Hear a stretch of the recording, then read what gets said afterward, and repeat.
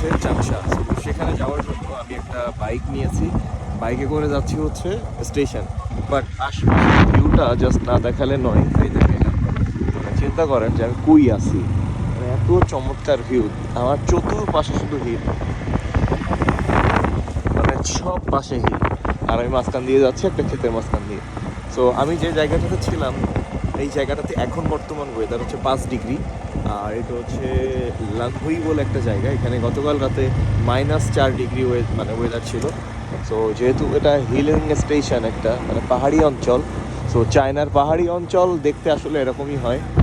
আর এদিকের একটা মানুষের জিনিস দেখলাম, মানুষ প্রচণ্ড হাঁস পছন্দ করে, এরকম হাঁস খায় এবং একদম আমাদের দেশের মতো একদম হাঁস পশু পাখি পালতেছে, সবজি পালতেছে, ব্যাপারটা খুব ইন্টারেস্টিং।